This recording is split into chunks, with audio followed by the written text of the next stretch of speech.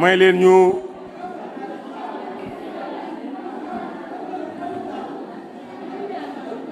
ñu tëj mbooloo mi may leen ma s'il vous plaît mbooloo mi ah mais non mun ma wax ñi wax non merci mbooloo mi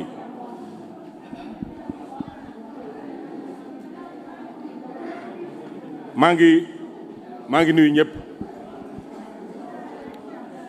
ñi fi teew tey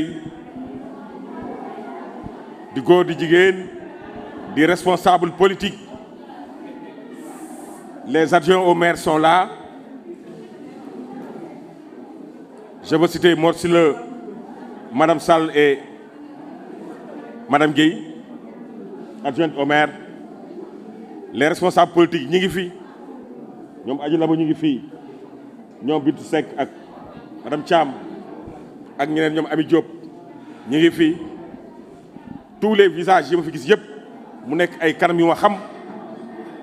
ay kanam yu ma miin ndax man ak ñoom ak le ministre maire Moustapha Diop ñoo sumbandoo woon combat bi ba tey ba muy neex ñun la woon tey bi metteet ñoo ngi ni taxawaat kon yéen seen engagement auprès du ministre maire Moustapha Diop lu wér la dama jëkk a def wax ci wolof après ma terminer ko en français démb ba tey Louga mi ngi jooy démb ba tey Louga mi ngi nàcc démb ba tey xol yi dañoo diis ndax sunu maire le ministre Moustapha Diop député à l'Assemblée nationale moo fanaan Rëbës loolu muy loo xam ne nii waxuma sax waa Louga waaye tout le Sénégal vivre nañ ko mu metti leen ce ne sont pas seulement les Lougatois la affaire bi naqari ndax de partout woo nañ ma de la frontière des autres régions de partout au Sénégal nit ñi dañuy woote di maslawu di naqarlawu di wane seen soutien à l'endroit du ministre maire Moustapha Diop parce que dañ ni ñoom it xëy na ñu bari xamu leen ñu waaye Moustapha Diop ak mbaaxaayam ak tabawaayam agsi na ba ci frontières yi et c'est pourquoi aujourd'hui ñoom it ñu ne dañuy accepter compatir avec les Lougatois li xew nag ñun mun ñu gis lu dul loo xam ne nii en tout cas ci niñ ko mën a gisee politique génnu ci ndax aujourd'hui au Sénégal lu ñëw dañ koy politiquer aujourd'hui le régime en place le pouvoir en place dafay utiliser l'arme judiciaire pour éliminer ay nit ñi nga xam ne dañoo nekk en compétition politique loola lu ñu suñu lecture jox ndax mun ñu comprendre tey un rapport de la Covid-19 ñu génne ko rapport bi je l'ai dans mon portable bu leen neexee ngeen wëri ko ci li nga xam ne moo concerné le ministère de l'industrie la Cour des comptes dafa def ay recommandations gannaaw bi mu defee analyser dossier yëpp dafa ni ministre maire Moustapha Diop jox nañ ko 2 milliards 500 millions pour mu jënd ay masques mu def ay commandes auprès des entreprises yi nga xam ne ñoo nekk ak ay tailleurs yu nekk ci Sénégal def commande ñu def bon de commande yi ñu livré ko ñu def bon de réception yi mu jël xaalis bi fay leen ñu yore factures yi muy donc lu leer loo xam ne nii luñ ci natable amu ci aucune somme aucun franc n'a été détourné ndax bu dee da ngaa commandé 6 millions de masques ñu livré la 6 millions de masques nga jël xaalis bi fay je crois qu'il n'y a pas eu de détournement donc il n'y a pas de délit dafa am lu ñu ko reproché nee nañu te loolu la Cour des comptes wax ndax ñu ne yow jàng nag cour bi daf ni ko da ngaa war a jël xaalis bi dafa am procédure bu ñu war na jaar war leen ko def ay liquide Bamba Amar di ko jëli war leen ko aussi di ko def en tout cas chaque jour ngeen jël 100 millions de francs xëy na loolu moo tey seen xel procédure boobu normalul procédure de décaissement bi normalul mais au moins on reconnaît effectivement que Moussa Diop fay na xaalis bi ce qu'on reproche à Bamba Amar dañu ko da ngaa jël 10 jours bis na nga jëli 100 millions ma ni wéy loolu mën naa nekk su ma amee 1 million à la banque jël sama doom jox ko 10 chèques 100 000 dans la journée boo ko neexee mu def fa 10 jours mu dem 10 fois à la banque jël fa 10 fois 100 000 mais 1 million la mënu faa jël lu ëpp la mu fa dugaloon na mu ko jëlee xëy na ne moo tey seen xel mais loolu du délit parce que dépassé wul montant yi fa nekkoon benn. deuxièmement ña defoon commandé ña ngi defoon commandé ci ñoom ñu fay effectivement masques yi ñooñu jot nañ seen xaalis certifié nañ ko par des attestations ak des factures kon procédure la loolu lañ koy toppee et là la Cour des comptes n'a pas recommandé à ce que ñu topp Moustapha Diop je défie quiconque ubbi leen rapport bi daf ni nañ poursuivre Ndeye kii Ndiaye nu tëdd ci Ndeye Loum Ndiaye daaj bi nga xam ne nii moom mooy responsable xaalis bi nañ topp peut-être Bamba Amar pour ay enquête ci pourquoi mu doon jëli chaque fois 100 millions par jour poser ay questions ni pourquoi ñu jël ki nga xam ne moo doon Moustapha Diop beneen bi Moustapha Diop 2 pourquoi ñu jël ko def ko mu reste le gestionnaire du compte alors que ni le gestionnaire du compte dafa am beneen procédure bu ñu ko war na fale voilà ce qu'on reproche à Moustapha Diop loolu la Cour des comptes wax amul fu Cour des comptes ni topp leen Moustapha Diop et je défie quiconque même les autres ministres yi nga xam ne ñu ngi leen topp la Cour des comptes n'a pas dit ñu topp leen et c'est ça qui fait loolu moo teeloo xel nit ñi pourquoi ñu topp koo xam ne nii Cour des comptes néew ñu topp ko aujourd'hui donc Moustapha Diop a été convoqué à l'Assemblée ñu lever melani kiraayam comme ni ko di immunité parlementaire am mu dem répondre dignement on l'a convoqué hier ñun ñëpp ñu ngi foon les Lougatois étaient partis là-bas gis nañ la fa xew ñoom bi ñëwee et avocat bi ñun fekkewu ñu xëy na la xew ca biir mais avocat bu ko fekkee nee na daa mel ne lu ñu préparé woon ils étaient venus avec leur GMI ñi ngi taxaw ci buntu bi ay gendarmes ils étaient venus avec leur fourgonnette bien avant que ñuy ñëw gaare di xaar et quand Moustapha Diop bi ñu ñëwee ni ko da ngay cautionner 250 millions mu ni mais je ne peux pas cautionner 250 millions xanaa jënd naa am masque 2 milliards 500 millions mais xanaa 2 milliards 500 millions yëpp xanaa lekk ko xanaa moom joxe na ay masques et on a des vidéos qui montrent que Moustapha Diop a donné 1 million de masques au ministère de l'éducation nationale, des masques au ministère des transports, des masques aux universités, des masques partout dans le Sénégal. Il a arrosé le Sénégal de masques loolu lépp mu def ko ñu ko léegi yow 2 milliards 500 millions bi la jox bépp ngay justifier pourquoi encore justifier loo xam ne nii déjà ñoom ñi ngeeg les preuves. C'est pourquoi ñu ni ñoom dañoo juum ils sont revenus pour corriger et ils ont demandé à ce que mu joxe 937 millions loolu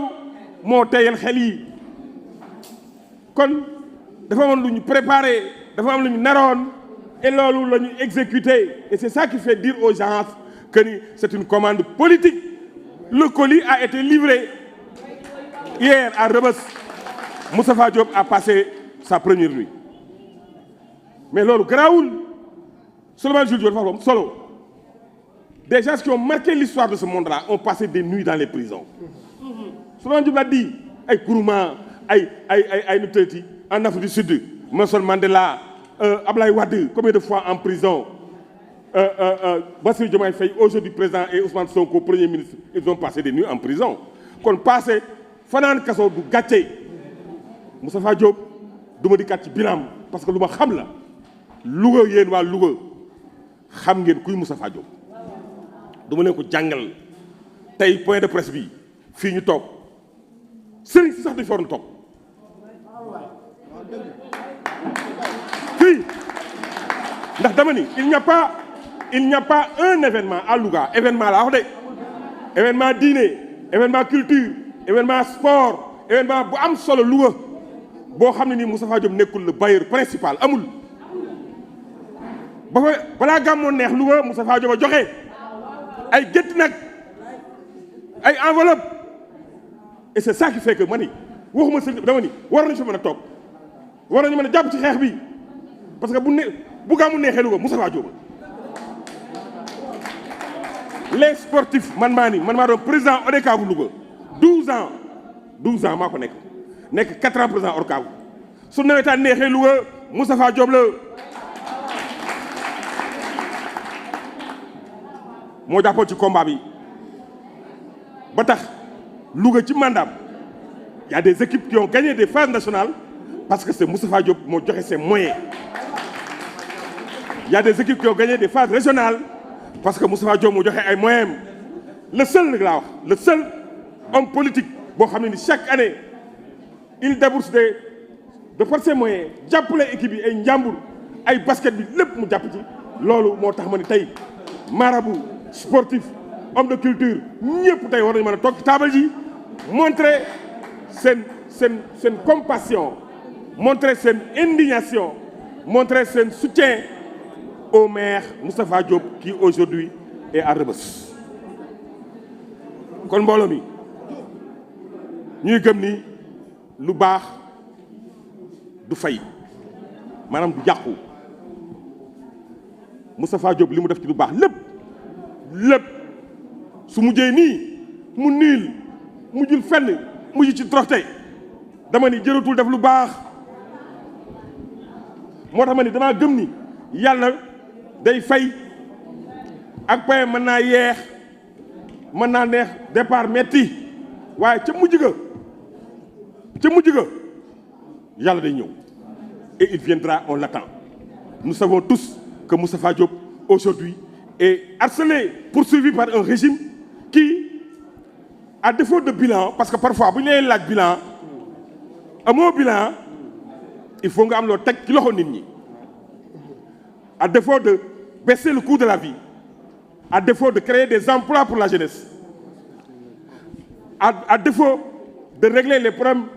des populations de la Tabaski qui pointent déjà, à défaut de régler le problème des paysans, on peut offrir un sacrifice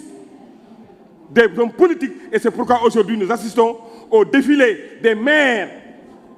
vers Rebeuss. Sophie Gladima est passée par là. Hier, c'était Moustapha Diop. Peut-être lundi, ce sera le tour de Mansour Faye. Et après, un autre lot sera livré.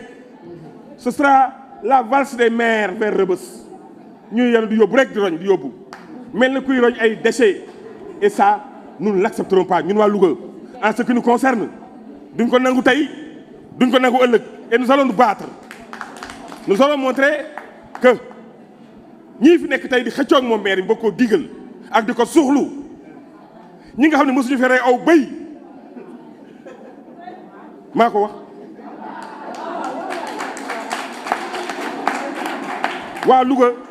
waa Louga jël nañ seeni carte fal fi ay nit yoo xam ne nii ñooñu duñ dem ngénte duñu dem dëj sooy gàmmu duñ ñëw booy football duñ ñëw duñ dem ca jumaa ja duñ dem ca stade duñ dem stade kenn mosu leen a gis fenn ba élection jot ngeen gàddu seeni carte jox leen ko. Je ne peux pas comprendre ça. Et c'est pourquoi je compte damay waxaat ni il faut qu'on se prépare et qu'on attende ces gens-là pour leur dire que nous, on n'a pas honte d'être derrière Moustapha Diop et de le soutenir parce qu'il mérite notre soutien et notre considération. kon mbooloo mi liñ mën a wax ci Moustapha Diop mën nañ fee toog di def point de presse ba suba ku jóg ci mbooloo mi rek li may wax nga wax ko parce que fekke nga ko xam nga ko. damay wax ni Moustapha Diop démb fële benn fu maire dama ni ko Moustapha Diop bu doon ku mos ci dërëmam Moustapha Diop fii ci Louga su minuwee bu minuwee doo sa bakkat danañ ko yóbbu bu minuwee dañuy buum néew yi Louga day jeex tàkk parce que il en a tellement fait tellement donné et il avait dit je vais donner jusqu'à mon sang sama dara sax dama koy joxe. Et c'est pourquoi aujourd'hui nous avons pris la peine d'aller à Dakar pour le soutenir et aujourd'hui encore de venir à ce point de presse pour wax li nga xam ne moo ñu metti et di ko encore renouveler notre soutien et notre engagement. En tout cas yéen ñëpp yéen ñii man gëm naa moo tax bu ñuy wax naan way Moustapha Diop ay militant gëm ngeen ko vous croyez en Moustapha Diop yéen gëm ngeen ko bëgg ngeen ko jaral na leen lu ne hier vous l'avez démontré à Rebeuss au tribunal de Dakar aujourd'hui encore ñu bari ñëwuñu xëy na peut-être amuñu jot mais ñi nga xam ne ñoo nekk les responsables nañu xam ni Moustapha Diop on ne laissera pas ñu nag moom démb la woon ñu nag moom tey la ñu nag moom ëllëg ànd diig buy diig ñu ànd ak moom diig ñun bëgguñu leneen xaar yu ci ne keneen dara bëgguñu keneen ku yaakaar ni ñun soo téye Moustapha Diop dañ koy bàyyi topp la nax nga sa bopp nous serons avec Tafa Diop pour toujours merci merci et merci maintenant